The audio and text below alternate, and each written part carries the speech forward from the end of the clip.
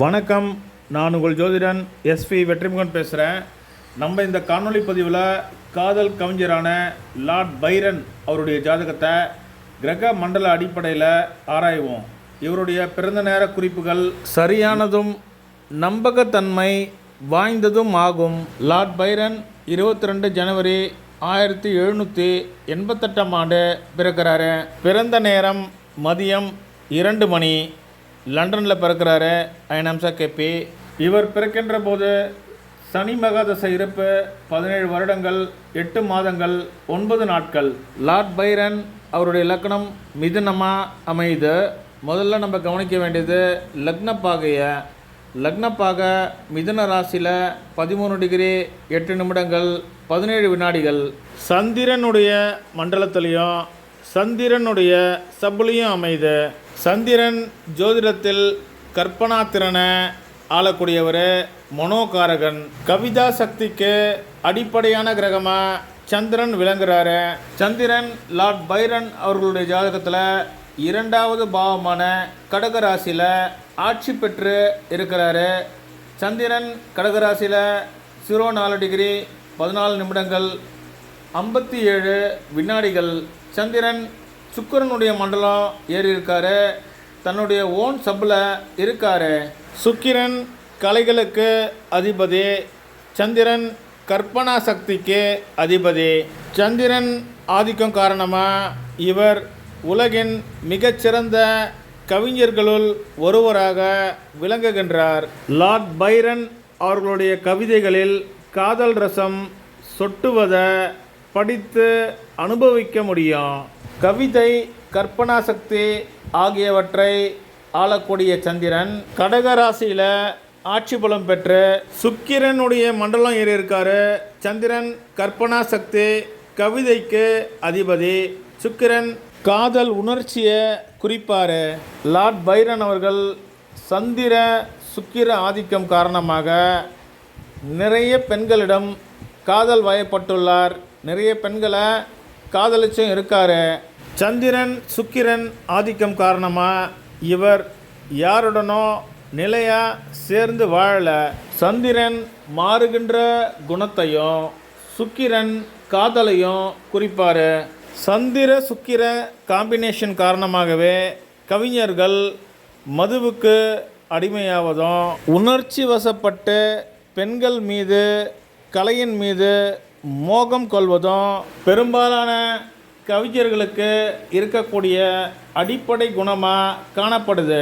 இந்த குணங்களுக்கு அடிப்படையாக சந்திர சுக்கிர ஆதிக்கமே அடிப்படை காரணமாக அமையுது. இவருடைய ஜாதகத்தில் கிரகங்கள் ஏறி இருக்கக்கூடிய மண்டல உபப்பிரிவுகளை சுருக்கமாக பார்ப்போம். இவருடைய ஜாதகத்தில் சூரியன் சந்திரனுடைய மண்டலம் ஏறி இருக்காரு. சனியுடைய சப்பில் இருக்காரு. கவிதை, கற்பனா சக்திக்கு அதிபதியான சந்திரன் சுக்கிரனுடைய மண்டலத்திலையும் தன்னுடைய ஓன் சப்லையும் இருக்காரு. செவ்வாய் குருவுடைய மண்டலத்திலையும் கேதுவுடைய சப்லையும் இருக்காரு. லக்னாதிபதியான புதனுடைய சொந்த மண்டலத்திலையும் சூரியனுடைய சப்லையும் இருக்காரு. குரு இவருடைய ஜாதகத்தில் சனியுடைய மண்டலத்திலையும் குருவுடைய ஓன் சப்லையும் இருக்காரு. காதல் கலைகளுக்கு அதிபதியான சுக்கிரன் தன்னுடைய சொந்த மண்டலத்திலையும் செவ்வாயுடைய சப்பிலையும் இருக்கார். சனி சூரியனுடைய மண்டலத்திலையும் சந்திரனுடைய சப்பிலையும் இருக்கார். ராகு கேதுக்கள் கேதுவுடைய மண்டலத்திலையும் கேதுவுடைய சப்பிலையும் இருக்காங்க. லார்ட் பைரன் அவர்கள் கேது மகாதசையில் இறந்து போனார். காரணம், கேது 12வது பாவத்தில் தன்னுடைய சொந்த மண்டலம் தன்னுடைய சொந்த சப்பிலையே இருப்பதே காரணம். இதன் காரணமாகவே இவருக்கு கேது தசா சுக்கிர புக்தியில் மரணம் ஏற்பட்டது. தசாபுத்தி பலன்களை பார்க்கின்ற போது இவற்றை விரிவாக பார்ப்போம். கிரக மண்டல அடிப்படையில் கிரகங்கள் குறிக்காட்டக்கூடிய பாவ முனைகளை குறிகாட்டிகளை சுருக்கமாக பார்ப்போம். சூரியன் 2-3 பாவங்களை மண்டலம் வாயிலாகவும் 4-8 பாவங்களை சப்லாட் வாயிலாகவும் குறிக்காட்டுறாரு. சந்திரன் 6-9 பாவங்களையும் 4-8 ஆகிய பாவங்களை சப்லாட் வாயிலாகவும் குறிக்காட்டுறாரு. செவ்வாய் 1-11-12 பாவங்களை மண்டலம் வாயிலாகவும் 12-5 ஆகிய பாவங்களை சப்லாட் வாயிலாகவும் குறிக்காட்டுறாரு. புதன் 5-7 பாவங்களை மண்டலம் வாயிலாகவும் 2-3 ஆகிய பாவங்களை சப்ளாடு வாயிலாகவும் குறிக்காட்டுறாரு. குரு 9-10 பாவங்களை மண்டலம் வாயிலாகவும் சப்ளாடு வாயிலாகவும் குறிக்காட்டுறாரு. சுக்கிரன் 6-9 பாவங்களை மண்டலம் வாயிலாகவும் 1, 11, 12 ஆகிய பாவ குறிகாட்டிகளை சப்ளாடு வாயிலாகவும் குறிக்காட்டுறாரு. சனி 4-8 பாவங்களை மண்டலம் வாயிலாகவும் 6-9 பாவங்களை சப்ளாடு வாயிலாகவும் குறிக்காட்டுறாரு. ராகு 6, 12, 7, 8 ஆகிய பாவ குறிகாட்டிகளை மண்டலம் வாயிலாகவும் 12, 5 ஆகிய பாவ குறிகாட்டிகளை சப்ளாடு வாயிலாகவும் குறிக்காட்டுறாரு. கேது 12, 5 ஆகிய பாவ குறிகாட்டிகளை மண்டலம் வாயிலாகவும் 12, 5 ஆகிய குறிகாட்டிகளை சப்ளாடு வாயிலாகவும் குறிக்காட்டுறாரு. லார்ட் பைரன் அவருடைய ஜாதகத்தில் 12 ஆரம்ப முனைகளின் சப்ளாடை பார்ப்போம். கவிதை கற்பனா சக்திக்கு அதிபதியான சந்திரன் 1-7 பாவங்களுக்கு சப்ளாடாக வராரு.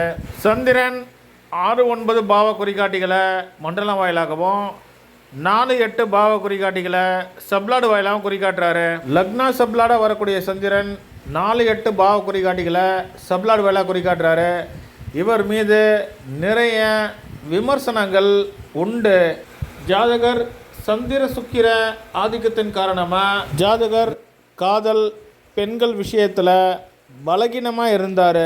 7, 8, 11 பாவங்களை ஆளக்கூடிய குரு 2, 5, 8, 11 பாவ ஆரம்ப முனைகளுக்கு சப்ளாடாக வராரு.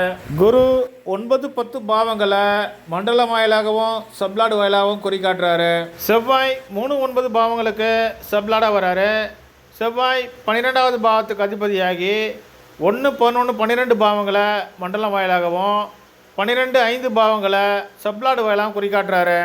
4, 10 ஆகிய பாவங்களுக்கு சப்ளாடாக சனி வராரு. சனி 4, 8 பாவங்களை மண்டலம் வாயிலாகவும் 6, 9 பாவங்களை சப்ளாடு வாயிலாகவும் குறிக்காட்டுறாரு. 6, 12 பாவங்களுக்கு ராகு சப்ளாடாக வராரு. ராகு 6, 12, 7, 8 பாவங்களை மண்டலம் வாயிலாகவும் 12, 5 பாவங்களை சப்ளாடு வாயிலாகவும் குறிக்காட்டுறாரு. 6, 12 பாவ குறிகாட்டிகளின் காரணமாக இவர் வெளிநாட்டு பயணம் மேற்கொண்டார். லார்ட் பைரன் அவர்கள் தீவிர நோய் தொற்று காரணமாக வெளிநாட்டில் இறப்பை எய்தினார். 6, 12 பாவங்களுக்கு சப்ளாடாக வரக்கூடிய ராகு 7, 8 பாவங்களை தொடர்பு கொள்வதை காண முடியும்.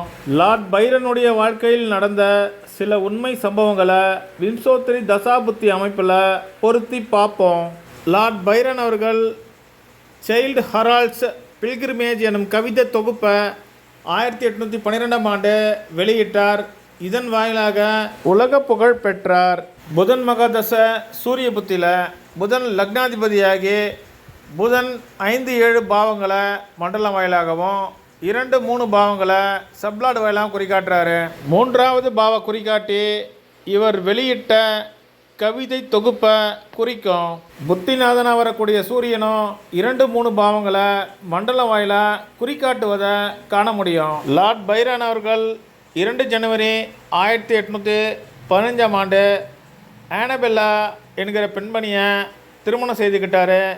புதன் தசை செவ்வாய் புத்தி சுக்கரனுடைய அந்தரத்தில் தசாநாதனாக செயல்படக்கூடிய புதன் 5, 7 பாவ குறிகாட்டிகளை மண்டலம் வாயிலாகவும் 2, 3 பாவ குறிகாட்டிகளை சப்ளாடு வாயிலாகவும் குறிக்காட்டுறாரு. 2, 3, 5, 7 திருமணத்திற்கு ஏற்ற பாவங்கள். புத்திநாதனாக செயல்படக்கூடிய செவ்வாய் 11வது பாவத்தை மண்டலம் வாயிலாக குறிக்காட்டுறாரு. 11வது பாவம் திருமணத்துக்கு ஏற்ற பாவம். அந்திரநாதனாக செயல்படக்கூடிய சுக்கிரன் 6, 9 பாவங்களை மண்டலம் வாயிலாகவும் 1, 11, 12 பாவங்களை சப்ளாடு வாயிலாகவும் குறிக்காட்டுறாரு. லக்கினம் மற்றும் 7வது பாவ சப்ளாடா சந்திரன் அமைவதோடு சந்திரன் 6, 9 பாவங்களையும் 4, 8 பாவங்களையும் தொடர்பு கொள்வதால் இவருடைய திருமண வாழ்க்கை நீடித்து அமையலை. திருமணமான ஒரு சில மாதங்களுக்குள்ளாகவே கருத்து வேறுபாடு ஏற்பட்டு மார்ச் 1816ஆம் ஆண்டு மனமுறிவு ஏற்பட்டது. புதன் தசையில் ராகுபுத்தியில் தசாநாதன் புதன் 2, 3, 5, 7 பாவங்களை சிறப்பாக குறிக்காட்டினாலும் கூட புத்திநாதனாக வரக்கூடிய ராகு 6, 8 பாவ குறிகாட்டிகளுடன் 7, 8 பாவ குறிகாட்டியவும் மறைமுகமாக குறிக்காட்டுறாரு. 6, 8, 12 பாவ குறிகாட்டிகள் திருமண முறிவை குறிக்கும். லார்ட் பைரன் அவர்கள் திருமண முறிவு காரணமாகவும் கடன் பிரச்சனை காரணமாகவும் 1816ஆம் ஆண்டு ஏப்ரல் மாதம் இங்கிலாண்டை விட்டு சுவிட்சர்லாண்டுக்கு பயணம் மேற்கொள்கிறாரு. புதன் மகாதசையில் ராகுபுத்தியில் தசா நடத்தக்கூடிய புதன் லக்னாதிபதியாகி 3, 5, 7 பாவங்களை குறிக்காட்டுறாரு. 3, 5, 7 பாவங்கள் டிரான்சிட் ஆகிறத குறிக்கும். புத்தி நடத்தக்கூடிய ராகு வெளிநாடு தொடர்புடைய கிரகம். ராகு 6, 12 பாவங்களை பலமாக குறிக்காட்டுறாரு.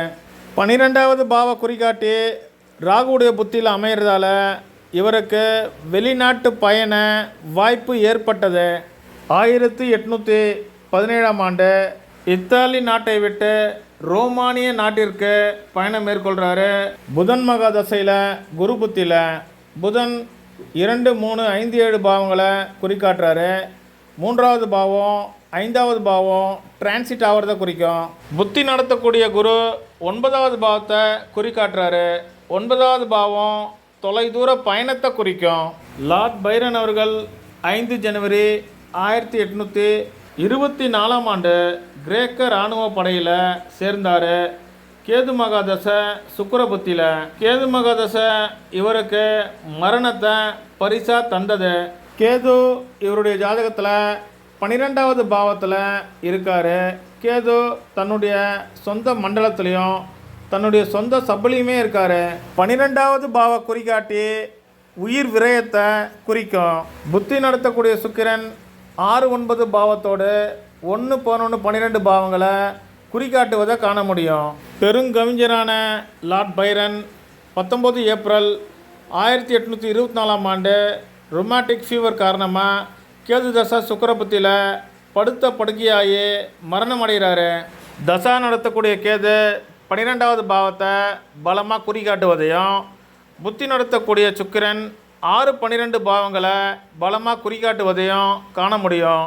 6வது பாவம் நோயின் தீவிரத்தையும் 12வது பாவம் படுத்த படுக்கையிலேயே உயிர் பிரிவதையும் குறிக்கும்.